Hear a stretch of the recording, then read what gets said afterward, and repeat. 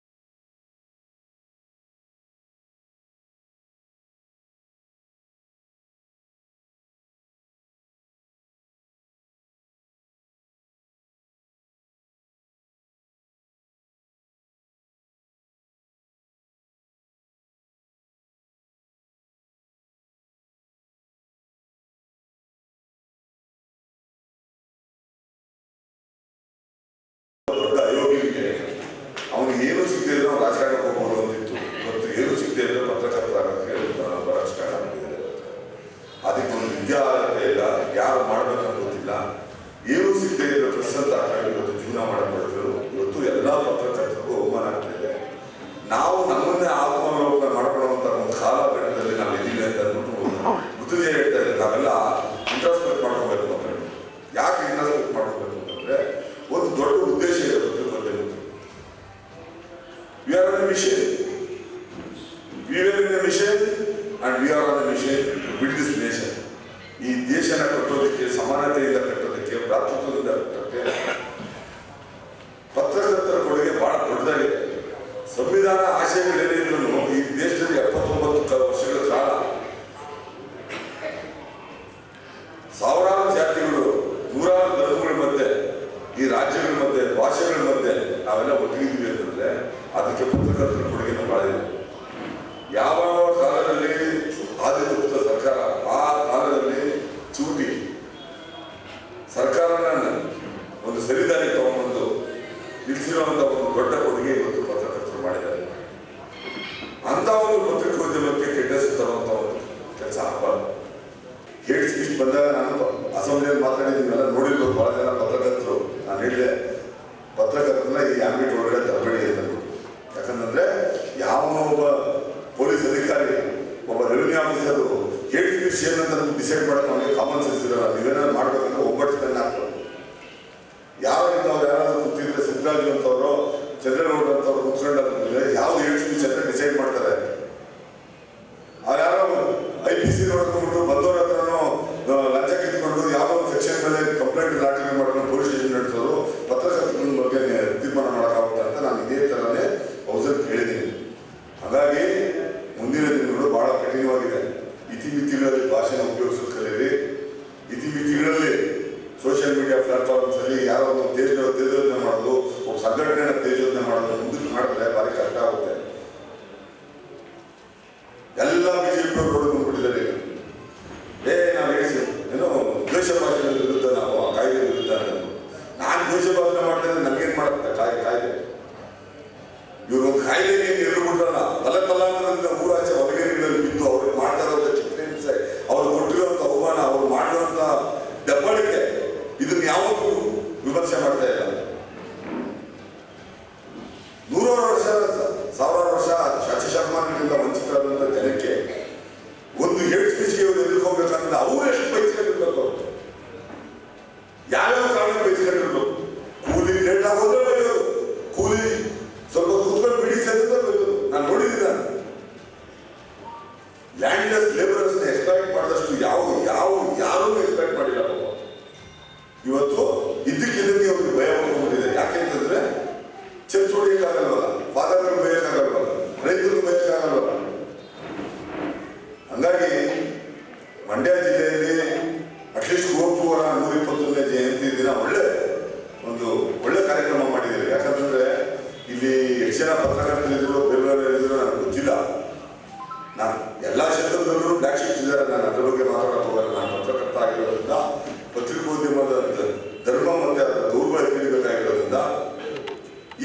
ಪತ್ರಕರ್ತರು ಹಾಗೂ ಕನ್ನಡ ಉಪನ್ಯಾಸಕರಾದ ಕೆಪಿ ಮೃತ್ಯುಂಜಯ ಅವರು ಪತ್ರಿಕಾ ಮಾಧ್ಯಮ ಅಂದು ಇಂದು ಮುಂದು ವಿಚಾರ ಮಂಥನದ ಕುರಿತು ಅನ್ವೇಷಿಸಿದರು. ಅರ್ಜುನನಿಗೆ ಸಮೀಕರಿಸಿ ಅರ್ಜುನನ ಹಾಡಿ ಹೋಗುತ್ತಾ ಬರ್ತದೆ. ಕೊನೆಗೆ ಎಲ್ಲಿ ಮುಟ್ತಾರೆ ಅಂದರೆ ಕನ್ನಡ ರಸಾಯನ ಮತ್ತೆ ಭಾರತವನ್ನು ಮಾತ್ರ ಆಡ್ತಾರೆ. ನಾನು ಈ ವಿಚಾರ ಯಾಕಿದ್ದೇನೆ, ಚೈತನ್ಯ ಕುಮಾರ್ ಅಂತ ವಿಶ್ವದ ಹೇಳಿದ್ರು ಈ ಕಾರ್ಯಕ್ರಮದಲ್ಲಿ ಲಿಂಕ್ ಮಾಡ್ತಾರೆ. ಅನಿಕೇಸರಿ ಮತ್ತು ಅರ್ಜುನನ ಹಾಡಿ ಹೋಗುತ್ತಾ ಇದ್ದ ಪಂಪ ಕೊನೆಗೆ ಕನ್ನಡ ರಸಾಯನ ಮತ್ತೆ ಭಾರತವನ್ನ ವಿಚಾರ ಕೇಳ್ತಾರೆ. ಇಲ್ಲಿ ಕವಿ ಚಕ್ರವರ್ತಿರಲ್ಲ ತನ್ನ ಆಶಯದಾದರೆ ಸತ್ಯಾಶಯ ಇರುವ ಬೆಳಕನ್ನ ಭೀಮನಿಗೆ ಸಮೀಕರಿಸಿ ಸಾಹಸ ಭೀಮ ವಿಜಯ ಬರೆದಾದ್ಮೇಲೆ ಮೊದಲಿಗೆ ಭೀಮನ ವರ್ಣನೆ ಮಾಡ್ತಾ ಕೊನೆಗೆ ಏನ ಅಭಿಮಾನ ಧನಂ ಸುಯೋಧನ ಅನ್ನುವ ಮಾತಿಗೆ ಬರ್ತದೆ. ಅದರ ಅರ್ಥ ಏನಂದ್ರೆ ಕವಿಗಳು ಗುಣಪಕ್ಷಪಾತಿಗಳಾಗಿರ್ತಾರೆ ಅಂತ ಅರ್ಥ. ಪತ್ರಕರ್ತರು ಕೂಡ ಗುಣಪಕ್ಷಪಾತಿಗಳಾಗಬೇಕು. ನಿಮ್ಮನ್ನು ಯಾರೋ ಸದತಾ ಇದ್ದಾರೆ, ಯಾರೋ ನೀವು ಸಂಬಳ ಕೊಡ್ತಾ ಇದ್ದಾರೆ, ಆ ಕಾರಣಕ್ಕೆ ಅವರ ಹಂಗಲಿದ್ದುಕೊಂಡು ಅವರ ಹಾಡಿ ಹೊಗಳುವ ಅಥವಾ ಅವರ ಪದತಲದಲ್ಲಿ ಕೂತ್ಕೊಂಡು ನೀವು ಬರವಣಿಗೆ ಮಾಡಿದ್ರೆ ನೀವು ಸದಾಕಾಲ ಬಾಳಕ್ ಸಾಧ್ಯ ಇಲ್ಲ. ರಾಜಶಾಹಿ ಇದ್ದುಕೊಂಡು ಕೂಡ ರಾಜರ ಪ್ರಭುತ್ವದಲ್ಲಿ ಅವರ ಹಂಗಲಿದ್ದು ಕೂಡ ಆ ಹಂಗನ್ನ ಮೀರಿ ಪಂಪ ಬರೀತಾನೆ, ಆ ಹಂಗನ್ನ ದಾಟಿಕೊಂಡು ರನ್ನ ಬರೀತಾನೆ. ಅವರ ಊಟವನ್ನು, ಬಟ್ಟೆ ಬಳೆಗಳನ್ನ, ಬಿರುದು ಬಾವಲೆಗಳನ್ನ, ಅಗ್ರಹಾರಗಳನ್ನ ಅವೆಲ್ಲವನ್ನು ತಿರಸ್ಕರಿಸಿ ಗುಣಪಕ್ಷಪಾತಗಳನ್ನು ತೋರಿಸ್ತಾರೆ. ಅದು ಪಂಪ ತೋರಿಸ್ತಾನೆ, ಕನ್ನಡ ತೋರಿಸ್ತಾನೆ. ಇದು ನಮಗೆ ಬೇಕಾದ ರಿಯಲ್ ಜರ್ನಲಿಸ್ಟ್ ಅಂತಂದ್ರೆ ಇಂಥ ಹಂಗುಗಳನ್ನ ದಾಟ್ಕೊಂಡು ಹೋಗ್ಬೇಕು ಅಂತ. ಬಳಿಕ ಪರಂಪರಾ ಶ್ರೇಷ್ಠ ಪತ್ರಕರ್ತರ ಪ್ರಶಸ್ತಿ ಪುರಸ್ಕೃತರಿಗೆ ಅಭಿನಂದಿಸಿ ಗೌರವಿಸಿದರು.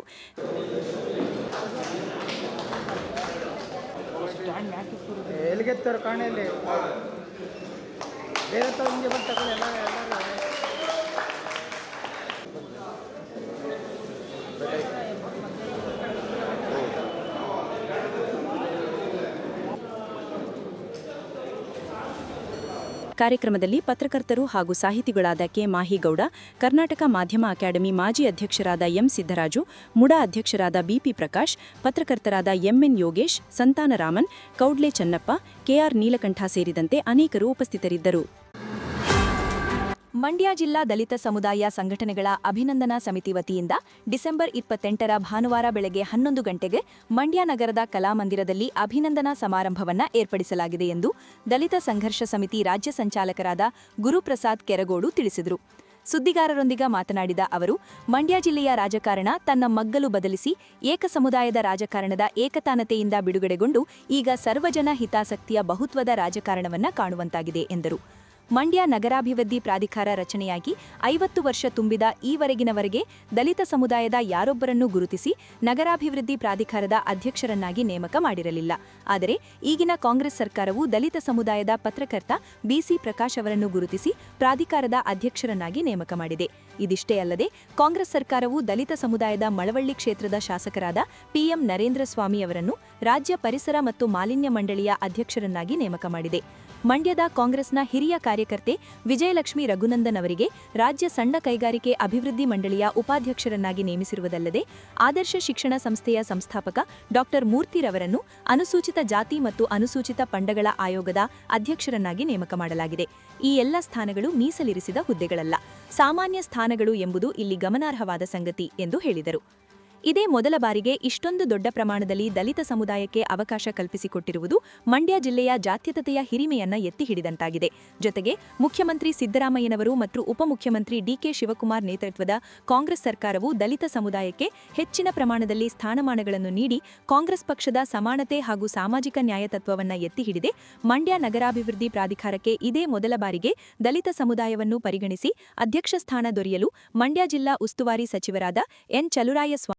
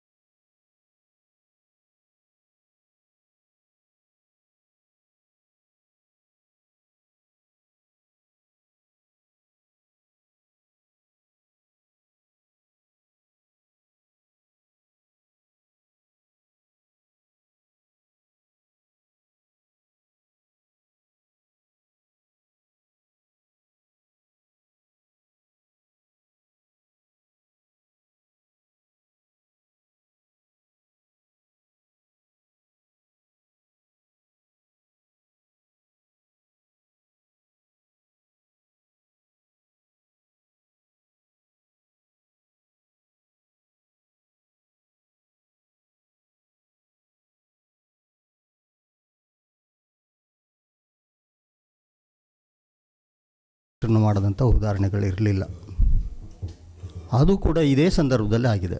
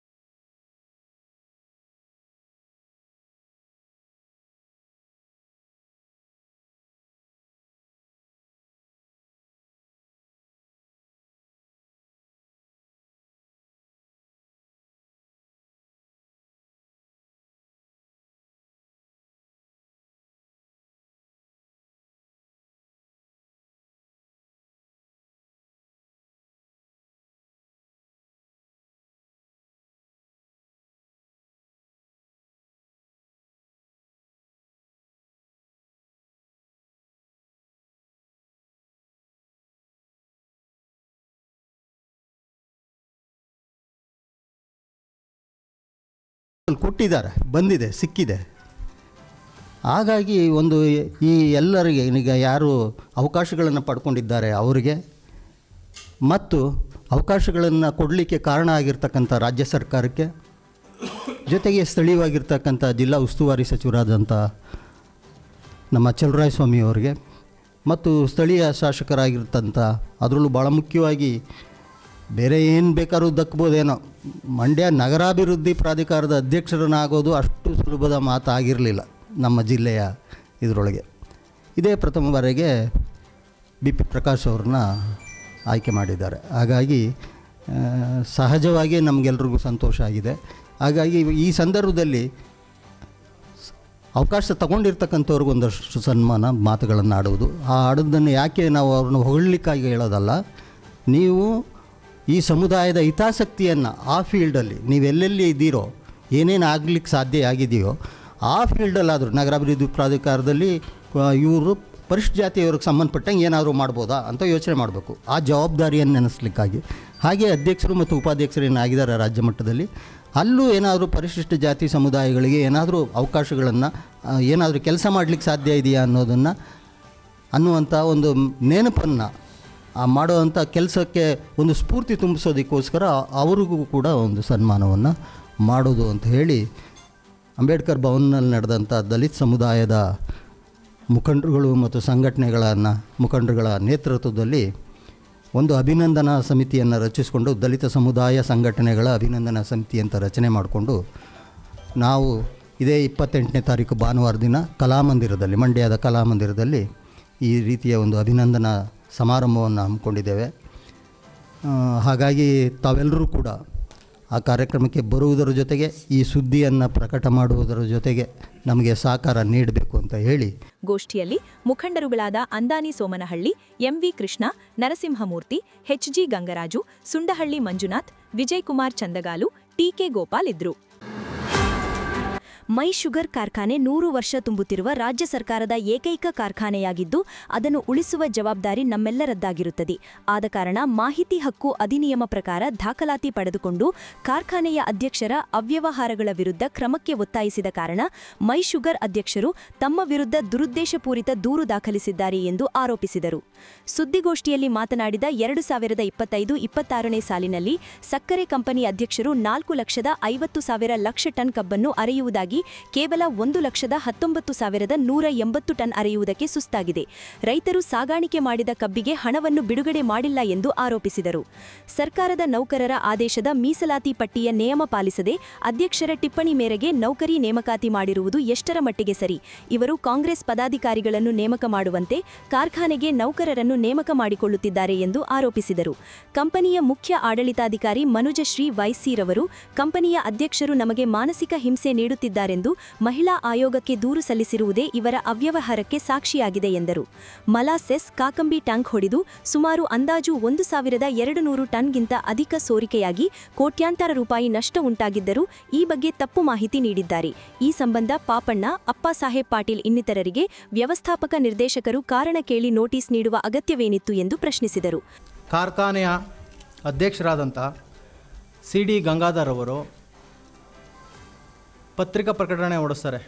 ನಾನು 2025-26ನೇ ಸಾಲಲ್ಲಿ 4.5 ಲಕ್ಷ ಟನ್ ಕಬ್ಬನ್ನು ನುರಿತೀವಿ, ಯಾವುದೇ ಕಾರಣಕ್ಕೂ ಕಾರ್ಖಾನೆ ನಷ್ಟ ಉಂಟು ಮಾಡೋಕ್ಕೆ ಬಿಡಲ್ಲ ಅನ್ನೋದ ಸ್ಪಷ್ಟಪಡಿಸಿ ಪತ್ರಿಕೆ ಪ್ರಕಟಣೆ ಹೊರಡಿಸಿದ್ರೂ ಅವರು ನುರಿದಿರೋದೆಷ್ಟು ಅಂದರೆ ಅದರಲ್ಲಿ ಅರ್ಧ ಬಿಟ್ಬಿಡಿ, ಕಾಲು ಭಾಗ 1,19,180 ಟನ್ ಅರ್ದಿದ್ದಾರೆ.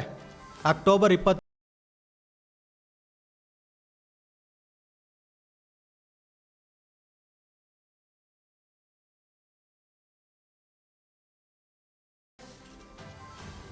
ನಷ್ಟದಿಂದ ತಪ್ಪಿಸ್ಕೊಳ್ಬೋದು. ಇವರು ಯಾವಾಗ ಬರೀ 90 ದಿವಸ ಹರಿದ್ರು ಅಲ್ಲೇ ನಷ್ಟ. ಆ 90 ದಿವಸದಲ್ಲೂ ಕೇವಲ 72 ದಿವಸ ಮಾತ್ರ ಕಾರ್ಖಾನೆ ಕಾರ್ಯ ಚಟುವಟಿಕೆಗೊಂಡಿದೆ. ಇನ್ನು ಉಳಿದ 18 ದಿನ ನಾನಾ ತೊಂದರೆಗಳಿಂದ ಕಾರ್ಖಾನೆ ಸ್ಥಗಿತಗೊಂಡಿದೆ. ಅದಾದ ನಂತರ ಇವ್ರದ್ದು ಇಷ್ಟಕ್ಕೆ ಮುಗಿಯಲ್ಲ. ನಾನು ಏನು ಅದಕ್ಕೆ ಸಂಬಂಧಪಟ್ಟ ಹಣಕಾಸು ಅಧಿಕಾರಿ ಹತ್ರ ಕೇಳ್ತೀನಿ, ಅಲ್ಲ ಸ್ವಾಮಿ ಏನು ರೀ ಇಷ್ಟೆಲ್ಲ ನೀವು ತಿಳಿದಿರ್ತೀರಿ, ಯಾಕೆ ಈ ಥರ ಎಲ್ಲ ಆಗುತ್ತೆ ಅಂತ. ಈ ಹಣಕಾಸಿನ ಅಧಿಕಾರಿಗಳು ಏನು ಮಾಡಿದ್ದಾರೆ ಅಂದರೆ 2001ರಿಂದ 2018ರವರೆಗೆ ಲೆಕ್ಕಪತ್ರ ಕಾರ್ಖಾನೆಯಲ್ಲಿ ಸಿಗ್ತದೆ, ಲಾಭ ನಷ್ಟ. ಒಟ್ಟಾರೆ 2001ರಿಂದ 2018ರವರೆಗೆ 396 ಕೋಟಿ 77 ಲಕ್ಷ ನಷ್ಟ ಅಧಿಕೃತವಾಗಿ ಕೊಟ್ಟಿರೋದವರು.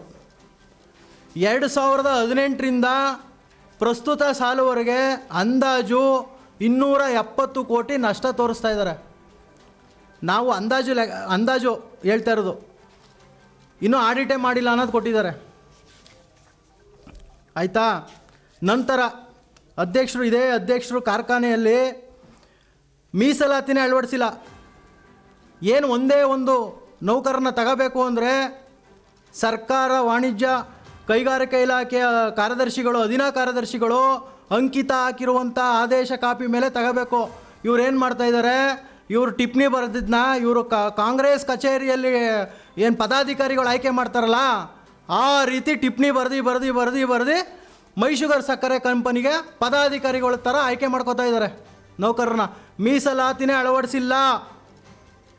4ನೇದು, ಮನುಜಶ್ರೀ ಆಡಳಿತ ಅಧಿಕಾರಿ ಅವರ ಮೇಲೆ ನಾನು ಹೇಳ್ತಾ ಇರೋದಲ್ಲ ಇದನ್ನು, ಅವರು ಮಹಿಳಾ ಆಯೋಗಕ್ಕೆ ದೂರು ಕೊಟ್ಟಿದ್ದಾರೆ. ಇವರಿಗೆ CD ಗಂಗಾಧವ್ರ ಮೇಲೆ ಕ್ರಮ ಆಗಬೇಕು ಅಂತ. CD ಗಂಗಾಧವರಿಂದ ಉತ್ತರ ಇಲ್ಲ, MD ಅವರಿಂದ ಉತ್ತರ ಇಲ್ಲ ಇದಕ್ಕೆ. ಆಮೇಲೆ ಮಲಾಸ್ ಟ್ಯಾಂಕ್ ಹೊಡೆದಾಗ ಬರೀ 7 ಟನ್ ಅಂತ ಹೇಳ್ತಾರೆ. 7 ಟನ್ನು ಹಾಳಾಗಿರೋದಿದ್ದರೆ ಇವ್ರು ಯಾಕೆ ಗುಂಡಿ ತೋಡಿದ್ರು? ಕನಿಷ್ಠ ಆ ಗುಂಡಿ ಒಳಗೆ ಈಗಲೂ ಪರಿಶೀಲನೆ ಮಾಡಿದ್ರೆ, ನ್ಯಾಯಸಮ್ಮತವಾದಂಥ ಪರಿಶೀಲನೆ ಮಾಡಿದ್ರೆ ಕನಿಷ್ಠ 15 ಟನ್ ಮೇಲಾಗುತ್ತೆ ಆ ಒಂದೇ ಒಂದು ಗುಂಡಿಲಿ. ನೀವು ನೋಡ್ಬೋದಿಲ್ಲಿ, ಇಲ್ಲಿಂದ ಸೂಳೆ ಕೆರೆವರೆಗೂ ಹೋಗಿ ಆ ಕೆರೆ ಒಳಗೆ ಮೀನುಗಳೆಲ್ಲ ಸಾವಾಗಿ ಇಷ್ಟೆಲ್ಲ ನಷ್ಟ ಆಗಿದ್ದು ಬರೀ 7 ಟನ್ನು ಅಂತ ವರದಿ ಕೊಡ್ತಾರೆ ಅಂದರೆ ಇದಕ್ಕಿಂತ ಭ್ರಷ್ಟಾಚಾರ ಇನ್ನೊಂದಿಲ್ಲ. ಇದಕ್ಕಿಂತ ಭ್ರಷ್ಟಾಚಾರ ಇನ್ನೊಂದಿಲ್ಲ. ಇದಕ್ಕಿಂತ ಭ್ರಷ್ಟಾಚಾರ ಇನ್ನೊಂದಿಲ್ಲ, ಬರೀ 7 ಟನ್ನು ಅಂತ ಕೊಟ್ಟಿರೋದ್ರಿಂದ ಅದನ್ನು ಇದು ಮಾಡಬೇಕು. ಮುಖ್ಯವಾಗಿ ಇನ್ನೊಂದು ವಿಷಯ ಏನಂತಂದರೆ, ಈ ಸಂಬಂಧ 20ನೇ ತಾರೀಕು ನೋಟಿಸ್ ಕೊಡ್ತಾರೆ. 20ನೇ ತಾರೀಕು 23ನೇ ತಾರೀಕು 20ನೇ ತಾರೀಕು ಇದಾಗಿರೋದ್ರಿಂದ 23ನೇ ತಾರೀಕು ಸಂಬಂಧಪಟ್ಟ ಪಾಪಣ್ಣ, ಅಪ್ಪಸಾಹೇಬ್ ಪಾಟೀಲು, ಇನ್ನಿತರೆ ಜನರಲ್ ಮ್ಯಾನೇಜರು ಇವ್ರಿಗೆಲ್ಲ ನೋಟಿಸ್ ಕೊಡ್ತಾರೆ. ತಪ್ಪಾಗದಿದ್ರೆ ಯಾಕೆ ನೋಟಿಸ್ ಕೊಡ್ತಾರೆ ಇವರು? ತಪ್ಪಾಗಿರೋದ್ರಿಂದ ತಾನೇ ನೋಟಿಸ್ ಕೊಟ್ಟಿರೋದು ಇವ್ರಿಗೆಲ್ಲ. ನಂತರ 19/2/2025 ನಡುವಳಿ ಪುಸ್ತಕಕ್ಕೆ ಪ್ರಸ್ತುತ ಇರುವಂಥ MD ಅವರು ಸಹಿ ಮಾಡಿದ್ದಾರೆ. ಇದು ಕಾನೂನು ಬಾಹಿರ. ಇಷ್ಟೆಲ್ಲ ಚಟುವಟಿಕೆಗಳಿದ್ರು. ಸ್ವತಃ ನಾನಲ್ಲ, ಸ್ವತಃ ನಮ್ಮ ಲೆಟ್ರಿಗೆ ಸಚಿವರ ಕಾರ್ಯದರ್ಶಿ ಉತ್ತರ ಕೊಟ್ಟಿದ್ದಾರೆ. ನಿಮ್ಮ ಮುಂದೆ ಇಟ್ಟಿದ್ದೀನಿ ದಾಖಲಾತಿ. ಸಚಿವರ ಕಾರ್ಯದರ್ಶಿ ಸಹ ಉತ್ತರ ಕೊಟ್ಟಿದ್ದಾರೆ. ಅದಕ್ಕೆ ಇಷ್ಟೆಲ್ಲ ನಡೆದಿರೋದು. ಇಷ್ಟೆಲ್ಲ ನಾನು ಪ್ರಶ್ನೆ ಮಾಡಿದಾಗ ಇವರೇನು ಮಾಡ್ತಾರೆ, ನನ್ನ ಮೇಲೆ ದೂರು ಕೊಡ್ತಾರೆ. ಯಾರು? ಫ್ಯಾಕ್ಟ್ರಿ ಅಧ್ಯಕ್ಷರು. ಅವ್ರಿಗೆ ಈಗಲೂ ಹೇಳ್ತಾ ಇದ್ದೀನಿ, ನನ್ನ ವಿರುದ್ಧ, ನಾನು ಆರೋಪ ಮಾಡಿರೋದು ವಿರುದ್ಧ ನಿಮ್ಮ ಹತ್ರ ಏನಾದರೂ ದಾಖಲಾತಿ ಇದ್ದರೆ ನೀವು ದಾಖಲಾತಿ ಸಮೇತ ಪ್ರೂವ್ ಮಾಡಿ. ಸುಮ್ಮನೆ ಗಾಳಿಯಲ್ಲಿ ಗುಂಡೊಡೆಯೋ ಕೆಲಸ ಬೇಡ. ನೀವು SP ಅವ್ರಿಗೆ ದೂರು ಕೊಟ್ಟೇಟ್ಗೆ ಮನೆಗೆ ಸೇರ್ಕೊಳ್ಳೋ ಅಂಥ ಕಾರ್ಯಕರ್ತರು ನಾವಲ್ಲ. ನಮ್ಮದು ಹೋರಾಟ ಗುಣದ ಕಾರ್ಯಕರ್ತರು. ಈ ಮೂಲಕ ಅವರಿಗೆ ಎಚ್ಚರಿಸ್ತಾ ಇದ್ದೀನಿ, ನಿಮ್ಮಲ್ಲಾಗಿರೋ ಎಲ್ಲ ತಪ್ಪುಗಳನ್ನು ತಿದ್ದುಕೊಂಡು ಬಹಿರಂಗವಾಗಿ ಮಂಡ್ಯ ರೈತರಿಗೆ ಕ್ಷಮೆ ಯಾಚಿಸಬೇಕು. ಗೋಷ್ಠಿಯಲ್ಲಿ ನಗರಸಭಾ ಮಾಜಿ ಸದಸ್ಯ ಪ್ರಸನ್ನಕುಮಾರ್, ಮುಖಂಡರಾದ ಮನುಕುಮಾರ್, ದೀಪಕ್, ಸುನಿಲ್, ಶಿವಲಿಂಗು ಹಾಜರಿದ್ದರು. ಮದ್ದೂರು ತಾಲೂಕಿನ ಭಾರತೀನಗರದಲ್ಲಿರುವ ಶ್ರೀ ವೆಂಕಟೇಶ್ವರ ಸ್ವಾಮಿ ದೇವಾಲಯದಲ್ಲಿ ವೈಕುಂಠ ಏಕಾದಶಿ ಪ್ರಯುಕ್ತ ವಿಶೇಷ ಪೂಜೆ ಹಾಗೂ ವೈಕುಂಠದ ದ್ವಾರ ಪ್ರವೇಶ ಧಾರ್ಮಿಕ ಕಾರ್ಯವನ್ನು ಡಿಸೆಂಬರ್ 30ರ ಮಂಗಳವಾರದಂದು ಆಯೋಜಿಸಲಾಗುತ್ತದೆ ಎಂದು ದೇವಾಲಯದ ಟ್ರಸ್ಟಿ ವೆಂಕಟೇಶ್ ತಿಳಿಸಿದರು. ಸುದ್ದಿಗೋಷ್ಠಿಯಲ್ಲಿ ಮಾತನಾಡಿದ ಅವರು, ನೂತನ ದೇವಾಲಯ ನಿರ್ಮಾಣಗೊಂಡು 4 ವರ್ಷಗಳು ಸವಿನೆನಪಿಗೆ ವಿಶೇಷ ಧಾರ್ಮಿಕ ಕಾರ್ಯಕ್ರಮ ಆಯೋಜಿಸಲಾಗಿದ್ದು, ಡಿಸೆಂಬರ್ 30ರ ಮಂಗಳವಾರದಂದು ಬೆಳಗ್ಗೆ 4:30ರಿಂದ ರಾತ್ರಿ 10ರವರೆಗೆ ವೈಕುಂಠ ದ್ವಾರ ಪ್ರವೇಶ ಭಕ್ತರಿಗೆ ಸಮರ್ಪಣೆ ಆಗಲಿದೆ ಎಂದರು. ಡಿಸೆಂಬರ್ 29ರ ಸೋಮವಾರದಂದು ಸಂಜೆ 6:30 ಗಂಟೆಗೆ ಮೂಲದೇವರಿಗೆ ಪಂಚಾಮೃತ ಅಭಿಷೇಕ, ಆಭರಣ ಹಾಗೂ ಹೂವಿನ ಅಲಂಕಾರ ಆಯೋಜಿಸಲಾಗುವುದು. ಮಂಗಳವಾರ ಬೆಳಗ್ಗೆ 4 ಗಂಟೆಗೆ ಆರಂಭವಾಗುವ ಸುಪ್ರಭಾತ ಸೇವೆ, 4:30ಕ್ಕೆ ನಿತ್ಯ ಆರಾಧನೆ, 5 ಗಂಟೆಗೆ ವೈಕುಂಠ ದ್ವಾರ ಪೂಜೆ, ನಂತರ ಮಹಾಮಂಗಳಾರತಿ ಹಾಗೂ ಫಲಾಮೃತವನ್ನು ಭಕ್ತಾದಿಗಳಿಗೆ ವಿತರಿಸಲಾಗುವುದು ಎಂದರು. ವೈಕುಂಠ ಏಕಾದಶಿಯ ವಿಶೇಷ ಪೂಜೆಗೆ ಕೆಂಗೇರಿಯ ವಿಶ್ವ ಒಕ್ಕಲಿಗರ ಸಂಘದ ಪೀಠಾಧಿಪತಿ ಶ್ರೀ ನಿಶ್ಚಲಾನಂದ ಸ್ವಾಮೀಜಿ, ದಿವ್ಯ ಸಾನ್ನಿಧ್ಯದಲ್ಲಿ ಮೇಲುಕೋಟೆಯ ಆಗಮ ಪ್ರವೀಣ ಡಾ ಸೆಲ್ವಪಿಳ್ಳೆ ಅಯ್ಯಂಗಾರ್, ದೇವಾಲಯದ ಅರ್ಚಕ ಅನಂತಕೃಷ್ಣ ಭಟ್, ನರಸಿಂಹ ಭಟ್, ವಾಸ್ತು ಪ್ರವೀಣ UV ಗಿರೀಶ್ ಆಗಮಿಸಲಿದ್ದಾರೆಂದು ತಿಳಿಸಿದರು. ಧಾರ್ಮಿಕ ಕಾರ್ಯಕ್ರಮದ ಅಂಗವಾಗಿ ವಾದ್ಯಗೋಷ್ಠಿ, ಭಜನೆ, ಭರತನಾಟ್ಯ, ಭಕ್ತಿಗೀತ ಪ್ರವಚನ ಹಾಗೂ ಶ್ರೀನಿವಾಸ ಕಲ್ಯಾಣ ಪೌರಾಣಿಕ ನಾಟಕ ಆಯೋಜಿಸಲಾಗಿದೆ ಎಂದು ತಿಳಿಸಿದರು. ಸುಮಾರು 25,000 ಭಕ್ತರು ಆಗಮಿಸುವ ನಿರೀಕ್ಷೆ ಇದ್ದು, ಪೂಜಾ ಕಾರ್ಯದಲ್ಲಿ ಪಾಲ್ಗೊಳ್ಳುವ ಎಲ್ಲ ಭಕ್ತರಿಗೆ ಕಜ್ಜಾಯ, ಬಾಳೆಹಣ್ಣು ಹಾಗೂ ಹಾಲಿನ ಫಲಾಮೃತ ವಿತರಿಸಲಾಗುವುದು ಎಂದರು. ಸಕಲ ಸಿದ್ಧತೆಗಳನ್ನು ಕೂಡ ಆಲ್ರೆಡಿ ಈಗ ಮಾಡಾಗಿದೆ. ಬರಬೇಕು ಅಂತ ತಮ್ಮಲ್ಲಿ ವಿನಂತಿಸ್ಕೊಳ್ತೀವಿ. ಮತ್ತು ದಿನಪೂರ್ತಿ ಕಾರ್ಯಕ್ರಮ ಇರ್ತದೆ. ಬೆಳಿಗ್ಗೆ 4:30ಕ್ಕೆ ಪ್ರಾರಂಭಗೊಂಡ್ರೆ ಸಂಜೆ ರಾತ್ರಿ 10ರವರೆಗೂ ಕೂಡ ಸ್ವಾಮಿಯ ದರ್ಶನ ಇರುತ್ತೆ ಮತ್ತು ವೈಕುಂಠ ದ್ವಾರದ ಪ್ರವೇಶವನ್ನು ಅವಕಾಶ ಮಾಡಿಕೊಡಲಾಗಿದೆ. ಸಕಲ ಭಕ್ತಾದಿಗಳು, ಇದು 4ನೇ ವರ್ಷದ್ದು. ಈ ಕಾರ್ಯಕ್ರಮಕ್ಕೆ ವಿಶೇಷ ಆಹ್ವಾನಿತರಾಗಿ ಸರ್ವಪಿಳ್ಳೆ ಅಯ್ಯಂಗಾರ್ ಅವರು ಮತ್ತು ನಿಶ್ಚಲಾನಂದ ಸ್ವಾಮೀಜಿ, ವಿಶ್ವ ಒಕ್ಕಲಿಗರ ಮಠದ ಸಂಸ್ಥಾನ ಪೀಠಾಧ್ಯಕ್ಷರು, ಇವರು ಕೂಡ ಆಗಮಿಸ್ತಾ ಇದ್ದಾರೆ. ಮತ್ತು ಮೇಲ್ಕೋಟೆ ಮೂಲ ಸ್ಥಾನಿಕರಾದಂತಹ ಸೆಲ್ವಪಿಳ್ಳೆ ಅಯ್ಯಂಗಾರ್ ಅವರು ಕೂಡ ಈ ಕಾರ್ಯಕ್ರಮದಲ್ಲಿ ಭಾಗವಹಿಸ್ತಾ ಇದ್ದಾರೆ. ಅವರ ಆಶೀರ್ವಾದ ಇರುತ್ತೆ. ಮತ್ತು ದಿನನಿತ್ಯ ಕೂಡ ಸಾಂಸ್ಕೃತಿಕ ಕಾರ್ಯಕ್ರಮಗಳು ಕೂಡ ನಾವು ಹಮ್ಮಿಕೊಂಡಿದ್ದೀವಿ. ಭರತನಾಟ್ಯ ಇರುತ್ತೆ, ವಾದ್ಯಗೋಷ್ಠಿ ಇರುತ್ತೆ, ಭಜನೆ ಮತ್ತು ಭಕ್ತಿಗೀತ ಕಾರ್ಯಕ್ರಮವನ್ನು ಏರ್ಪಡಿಸಿರ್ತೇವೆ. ಮತ್ತು ಮಧ್ಯಾಹ್ನ 3 ಗಂಟೆಗೆ ನಮ್ಮ ನಾಡಪ್ರಭು ಕೆಂಪೇಗೌಡ ರಂಗಭೂಮಿ ಕಲಾವಿದರ ಸೇವಾ ಟ್ರಸ್ಟ್ ಭಾರತೀನಗರ ಇವರು ಪೌರಾಣಿಕ ನಾಟಕವನ್ನು ಕೂಡ ಹಮ್ಮಿಕೊಂಡಿದ್ದಾರೆ. ಶ್ರೀನಿವಾಸ ಕಲ್ಯಾಣ ಕಾರ್ಯಕ್ರಮವನ್ನು ಹಮ್ಮಿಕೊಂಡಿರ್ತಾರೆ. ಮತ್ತು ಪ್ರಸಾದ ವಿನಿಯೋಗ ಇರುತ್ತೆ. ಎಲ್ಲ ಭಕ್ತಾದಿಗಳು ಕೂಡ ಅವತ್ತು ಅನ್ನಪ್ರಸಾದ ಅಂತ ಇರಲ್ಲ, ಏಕಾದಶಿ ಆಗಿರೋದ್ರಿಂದ ಕಜ್ಜಾಯ ಮತ್ತು ಬಾಳೆಹಣ್ಣು ಮತ್ತು ಹಾಲು ಈ ವ್ಯವಸ್ಥೆ ಇರುತ್ತೆ. ಅಂದರೆ ಫಲಾಮೃತ ಇರುತ್ತೆ ಸರ್. ಅದು ಸುಮಾರು ಒಂದು 25,000-30,000 ಜನಗಳು ಆಗಮಿಸುವ ನಿರೀಕ್ಷೆ ಇರುತ್ತೆ ಸರ್. ಅದು ಗೋಷ್ಠಿಯಲ್ಲಿ ದೇವಾಲಯ ಸಮಿತಿ ಅಧ್ಯಕ್ಷ ವೆಂಕಟೇಗೌಡ, ಕಾರ್ಯದರ್ಶಿ ನಾಗಪ್ಪ, ಟ್ರಸ್ಟಿಗಳಾದ ಶ್ರೀನಿವಾಸ್, ತಿಮ್ಮರಾಜು ಉಪಸ್ಥಿತರಿದ್ದರು. ಸಂಪದಾ ಫೌಂಡೇಶನ್ ಮತ್ತು ಪ್ರಗತಿ ಸೇವಾ ಟ್ರಸ್ಟ್ ವತಿಯಿಂದ ಸಂಪದಾ ಫೌಂಡೇಶನ್ ಉದ್ಘಾಟನೆ ಮತ್ತು ಕ್ಯಾಲೆಂಡರ್ ಬಿಡುಗಡೆ ಸಮಾರಂಭ, ಕಾಯಕಯೋಗಿ ಪ್ರಶಸ್ತಿ ಪ್ರದಾನ ಸಮಾರಂಭ ಹಾಗೂ ಉಚಿತ ಪಂಚಗವ್ಯ ಚಿಕಿತ್ಸಾ ಶಿಬಿರವನ್ನು ಡಿಸೆಂಬರ್ 28ರ ಭಾನುವಾರ ಬೆಳಿಗ್ಗೆ 10 ಗಂಟೆಗೆ ಕೆಆರ್ಪೇಟೆ ತಾಲೂಕು ಬೆಡದಹಳ್ಳಿಯಲ್ಲಿರುವ ಪಂಚಭೂತೇಶ್ವರ ಮಠದ ಆವರಣದಲ್ಲಿ ನಡೆಯಲಿದೆ ಎಂದು ಪ್ರಗತಿ ಸೇವಾ ಟ್ರಸ್ಟ್ನ ಸಂಸ್ಥಾಪಕರಾದ ಡಾ ನಾಗೇಶ್ ತಿಳಿಸಿದರು. ಸುದ್ದಿಗಾರರೊಂದಿಗೆ ಮಾತನಾಡಿದ ಅವರು, ಕಾರ್ಯಕ್ರಮದ ಸಾನ್ನಿಧ್ಯವನ್ನು ಕೆಂಗೇರಿಯ ವಿಶ್ವ ಒಕ್ಕಲಿಗರ ಮಠದ ಶ್ರೀ ಡಾ ನಿಶ್ಚಲಾನಂದ ಸ್ವಾಮೀಜಿ, ಪಂಚಭೂತೇಶ್ವರ ಮಠದ ಶ್ರೀ ರುದ್ರಮುನಿ ಸ್ವಾಮೀಜಿ ವಹಿಸುವರು. ಕರ್ನಾಟಕ ದಕ್ಷಿಣ ಪ್ರಾಂತ ಗೋ ಸೇವಾ ಗತಿವಿಧಿಯ ಪ್ರವೀಣ್ ಸರಳಾಯ ಕಾರ್ಯಕ್ರಮವನ್ನು ಉದ್ಘಾಟಿಸುವರು. ಕಾರ್ಯಕ್ರಮದ ಅಧ್ಯಕ್ಷತೆಯನ್ನು ಪ್ರಗತಿ ಸೇವಾ ಟ್ರಸ್ಟ್ನ ಸಂಸ್ಥಾಪಕರಾದ ಡಾ ನಾಗೇಶ್ ವಹಿಸುವರು ಎಂದು ಹೇಳಿದರು. ಸಂಪದಾ ಫೌಂಡೇಶನ್ ಸಂಸ್ಥಾಪಕರಾದ ಪುನೀತ್, ಜೈಮಾರುತಿ ಸೇವಾ ಟ್ರಸ್ಟ್ ಸಂಸ್ಥಾಪಕರಾದ ಮಾದೇಗೌಡ, ಕರ್ನಾಟಕ ಸೇನಾಪಡೆಯ ರಾಜ್ಯಾಧ್ಯಕ್ಷರಾದ ಚಾರಂ ಶ್ರೀನಿವಾಸಗೌಡ, ಪಾಂಡವಪುರ ಸರ್ಕಾರಿ ನೌಕರರ ಸಂಘದ ಮಾಜಿ ಅಧ್ಯಕ್ಷ ಎಂಎನ್ ವೆಂಕಟೇಶ್, ಕ್ಯಾನ್ಸರ್ ರೋಗ ತಜ್ಞರಾದ ಡಾ ಡಿಪಿ ರಮೇಶ್, ನಂಜನಗೂಡು ಪಾರಂಪರಿಕ ವೈದ್ಯರಾದ ಈಶ್ವರ್ ಕಾರ್ಯಕ್ರಮದಲ್ಲಿ ಉಪಸ್ಥಿತರಿರುವರು ಎಂದು ವಿವರಿಸಿದರು. ಉಚಿತ ಪಂಚಗವ್ಯ ಚಿಕಿತ್ಸಾ ಶಿಬಿರದಲ್ಲಿ ಕ್ಯಾನ್ಸರ್, ಕಿಡ್ನಿ ವೈಫಲ್ಯ, ಶುಗರ್, ಮಂಡಿ ನೋವು, ಥೈರಾಯ್ಡ್, ಮೈಗ್ರೇನ್ ಹಾಗೂ ಇನ್ನಿತರ ಚಿಕಿತ್ಸೆ ದೊರೆಯಲಿದೆ ಎಂದು ಇದೇ ಸಂದರ್ಭದಲ್ಲಿ ತಿಳಿಸಿದರು. ಹಾಗೂ ಪಂಚಗವ್ಯ ಚಿಕಿತ್ಸಾ ಕೊಡ್ತಕ್ಕಂಥದ್ದನ್ನು ಈ ಕಾರ್ಯಕ್ರಮದಲ್ಲಿ ನಾವು ಏರ್ಪಡಿಸ್ಕೊಂಡಿದ್ದೇವೆ. ಮತ್ತು ಇದರಲ್ಲಿ ವಿಶೇಷ ಏನಪ್ಪ ಅಂತಂದರೆ, ಈ ಸಂಪದಾ ಫೌಂಡೇಶನ್ನ ಉದ್ಘಾಟನೆಯನ್ನು ಸಹ ಆ ದಿನ ನಾವು ಇಟ್ಕೊಂಡಿದ್ದೀವಿ. ಹಾಗಾಗಿ ಎಲ್ಲ ಪತ್ರಕರ್ತ ಮಿತ್ರರಿಗೂ ಈ ಕಾರ್ಯಕ್ರಮಕ್ಕೆ ಆಹ್ವಾನ ಮಾಡಲಿಕ್ಕೆ ನಾವು ಇವತ್ತು ಒಂದು ಪತ್ರಿಕಾಗೋಷ್ಠಿಯನ್ನು ಕರೆದಿದ್ದೀವಿ. ದಯಮಾಡಿ ನಿಮ್ಮ ಸಹಕಾರ ಎಲ್ರಿಗೂ ಇರಲಿ. ಈ ಪತ್ರಿಕಾಗೋಷ್ಠಿ ಕರೆದಿರೋ ಉದ್ದೇಶ ಏನಪ್ಪ ಅಂದರೆ, ಆ ಕಾರ್ಯಕ್ರಮದಲ್ಲಿ ಶ್ರೀ ನಿಶ್ಚಲಾನಂದನಾಥ ಸ್ವಾಮೀಜಿ, ವಿಶ್ವ ಒಕ್ಕಲಿಗರ ಮಠ ಕೆಂಗೇರಿ ಸಾನ್ನಿಧ್ಯವನ್ನು ವಹಿಸಿ ಗೋಷ್ಠಿಯಲ್ಲಿ ಸಿಜಿ ಪುನೀತ್, ಮಂಜುನಾಥ್, ಮಾದೇಗೌಡ ಇದ್ದರು. ಹಲಗೂರು